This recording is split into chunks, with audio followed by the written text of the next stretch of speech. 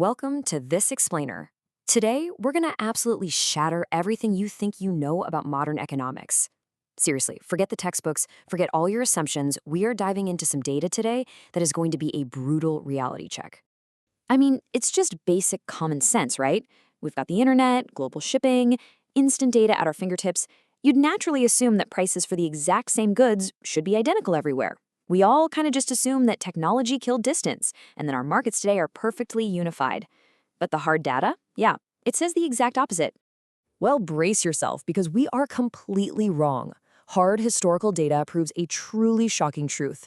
Canadian retail markets were actually more unified in the 1950s than they were in the 1990s. No, really. Before computers, before barcodes, before Amazon ever existed, our local markets were actually closer together than they are today. Now, you might be wondering, how could we possibly know this for sure? We're talking about an undeniable mountain of evidence here. The researchers didn't just use some abstract computer models. They meticulously tracked over 230,000 handwritten monthly price records. It's a grueling month-by-month map that covers 40 entire years. The truth is literally written in the ink. Section 1. The century-old price code. So the methodology here was frankly agonizing. Step 1, they had to dig up this massive 1910 government paper trail called the Labor Gazette.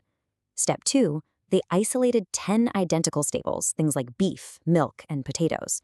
And step 3, they tracked those exact prices across 50 different cities for 40 years. They basically turned ancient paper into a modern analytical weapon. But hey, let's be fiercely critical here for a second. The geographic bias in this data is pretty severe. It heavily skews toward Eastern Canada. And let's be honest, 10 grocery items do not represent an entire complex economy. But it is absolutely the best, most consistent data we have from that era. And the trends it reveals, they are explosive. And here's the thing, not all goods behave the same way. Take potatoes, for example. They had these wild, frequent price swings. Why? Well, they're highly seasonal and impossible to store long-term back then. But milk? The price barely moved at all. It was heavily controlled by strict government marketing boards. So the specific item you're looking at completely rewrites the rules of how its price behaves. Section 2. Madness during the Depression. All right, so there is this core assumption that economists have. They call it sticky prices.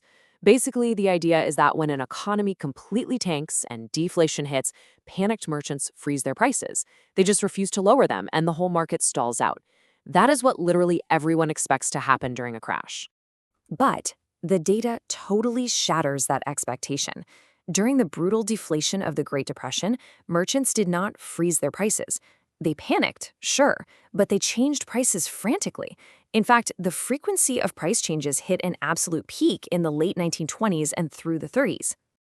And here is the really bizarre paradox of the Depression. Yes, merchants were changing prices constantly, but the actual size of those drops. Back in the 1910s, a price drop was large and meaningful. By the time we get to the 1930s, the drop size shrank to almost nothing. They were basically stuck in this desperate loop, tweaking prices by tiny, useless fractions. Section 3. War erases price gaps. Now, common sense tells us that war causes chaos, right? It should completely break markets apart. But the data shows this perfect U-shaped trajectory doing the exact opposite. We had high price gaps in the 1910s, then World War I hits, and the gaps violently narrow. The 1920s bring peace, and boom, the huge gaps return. Then World War II hits, and those gaps are completely erased again. So why on earth does this happen? Well, it's the blunt, unarguable logic of total war. War actually forces disconnected regional markets to behave as one single unit. You get strict government rationing, massive national mobilization, and entirely shared supply chains. Complete societal chaos actually forced a brutal, identical efficiency on the market. The reality here is just undeniable. If you track animal products like meat and butter, those wild, chaotic price gaps from the early 1900s just violently smooth out. The price dispersion literally plummets straight down during the war years. Extreme global conflict physically hammered these regional markets together.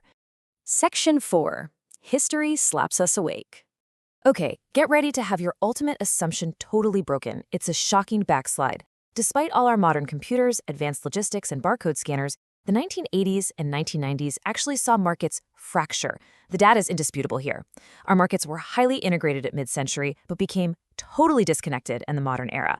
So what actually caused this disaster?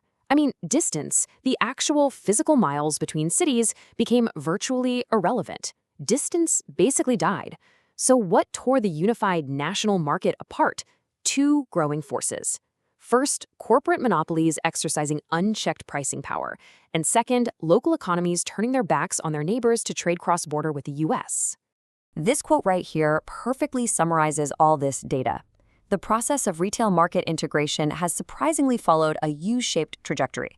Economic progress, it turns out, is not just a straight line pointing up forever. It is a U-shape.